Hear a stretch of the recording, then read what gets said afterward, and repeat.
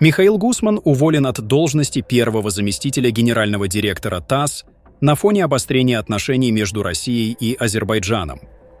Премьер-министр России Михаил Мишустин подписал распоряжение об освобождении Михаила Гусмана от должности первого заместителя генерального директора ТАСС. Это решение стало неожиданным для многих и вызвало широкий резонанс в профессиональном медиасообществе и экспертных кругах, учитывая долгий и значительный путь Гусмана в российской журналистике и медиаиндустрии. Стоит отметить, что Михаил Мишустин, занимающий пост премьер-министра России с 2020 года, имеет армянские корни по отцовской линии. Этот факт упоминался в ряде медиаисточников и интервью, где отмечалась его семейная история и этническое происхождение. Некоторые эксперты и наблюдатели связывают этот момент с увольнением Михаила Гусмана, рассматривая его как возможный фактор в кадровом решении. Однако прямых подтверждений такой связи нет, и мнение по этому вопросу остается предметом споров. Особое внимание вызвало то, что увольнение произошло вскоре после визита Гусмана в Азербайджан, где он публично выражал положительные оценки в адрес внешнеполитического курса президента Ильхама Алиева. Этот визит и последовавшие за ним высказывания воспринимаются как символические, на фоне нарастающего дипломатического напряжения между Москвой и Баку. В то время как в Азербайджане задерживались и подвергались проверкам российские граждане, от журналистов до IT-специалистов, публичная позиция Гусмана вызвала неоднозначную реакцию, породив вопросы о лояльности и балансе интересов, которые особенно чувствительны в период политической турбулентности. ТАСС, как одно из ключевых государственных информационных агентств России, традиционно должен отражать официальную позицию Москвы. Однако в информационной среде сложилось впечатление, что в некоторых случаях интересы агентства могут расходиться с государственной политикой, а в частности, быть более чувствительными к настроениям и интересам Баку, что вызвало критику и недовольство в ряде экспертных кругов. Отставка Михаила Гусмана стала символическим шагом, как внутри агентства, так и на международной арене. Это сигнал, что вопросы информационной политики и медийной лояльности находятся под пристальным контролем, и нарушения баланса могут иметь серьезные последствия, вплоть до кадровых решений на самом высоком уровне. Сегодня Азербайджан, несмотря на экономические успехи, остается регионом с высокой степенью политической и информационной нестабильности, где работа журналистов сопряжена с серьезными вызовами. Исчезновение из публичного поля столь заметной фигуры, как Гусман, привлекло внимание аналитиков и общественности. Одновременно с этим заметно, что многие ранее активные комментаторы внешнеполитических процессов, включая таких как Сергей Марков, стали проявлять менее уверенную позицию, публикуя неоднозначные и иногда противоречивые сообщения. Интересно, что в азербайджанских СМИ после увольнения распространялась версия о красивом уходе Гусмана, в то время как в российском медиапространстве это событие воспринимается как политически обусловленное решение, принятое на самом высоком уровне.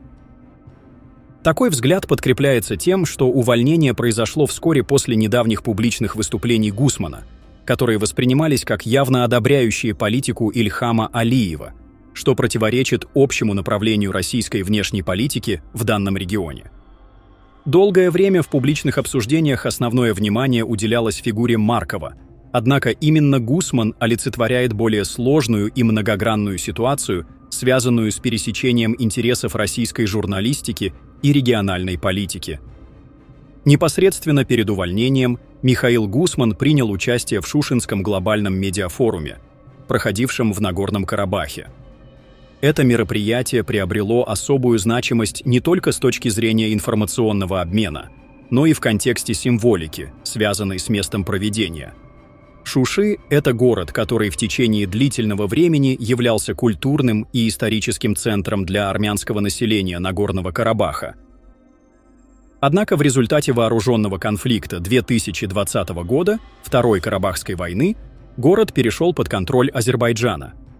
Потеря Шуши стала одним из ключевых и болезненных моментов для армянской стороны, а проведение в нем международного форума, в том числе с участием российских представителей, воспринимается в сложном геополитическом контексте. В ходе форума Михаил Гусман выступил с одобрительными оценками внешнеполитической стратегии президента Алиева, охарактеризовав ее как уникальную, многовекторную и эффективную.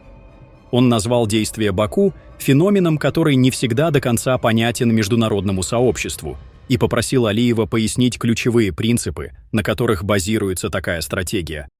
Однако форум сопровождался и резкими заявлениями в отношении России. Алиев заявил, что Украина никогда не должна мириться с оккупацией. Азербайджан также обвинил Россию в причастности к катастрофе авиарейса «Азал», случившейся в декабре 2024 года.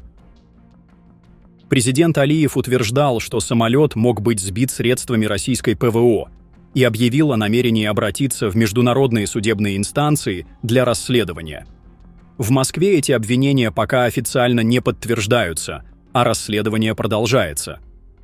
На фоне напряженной ситуации и кадровых перестановок в российской медиасфере в Республике Алтай состоялась международная экологическая конференция, где прошла встреча премьер-министра Армении Никола Пашиняна и председателя правительства России Михаила Мишустина.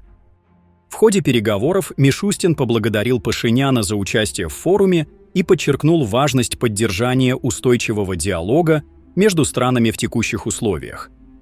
Стороны обсудили широкий круг вопросов, касающихся двустороннего сотрудничества, экономического взаимодействия и координации в рамках Евразийского экономического союза.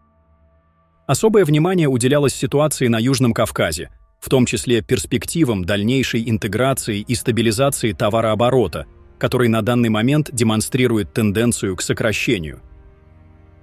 По словам вице-премьера России Алексея Аверчука, Пашинян подтвердил намерение Армении продолжать активное участие в ЕАЭС, несмотря на существующие сложности. Российская сторона выразила обеспокоенность рядом экономических и политических вопросов, требующих совместных усилий. Вскоре после встречи Пашинян направил соболезнования президенту России Владимиру Путину в связи с трагической авиакатастрофой самолета Ан-24 в Амурской области, выразив сочувствие и поддержку семьям погибших. Аналогичные соболезнования направил и президент Азербайджана Ильхам Алиев. Глубоко опечален известием о многочисленных жертвах в результате крушения пассажирского самолета в Амурской области. От имени народа Азербайджана выражаю самые искренние соболезнования родным и близким погибших.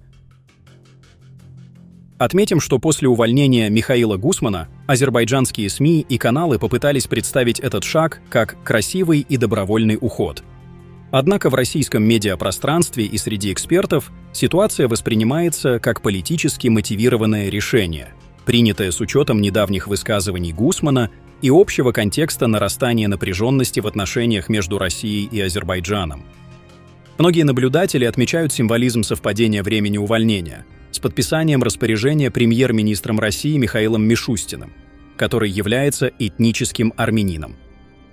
Это совпадение на фоне растущей напряженности и ухудшения отношений между Москвой и Баку воспринимается как один из знаковых моментов в сложном политическом и информационном противостоянии.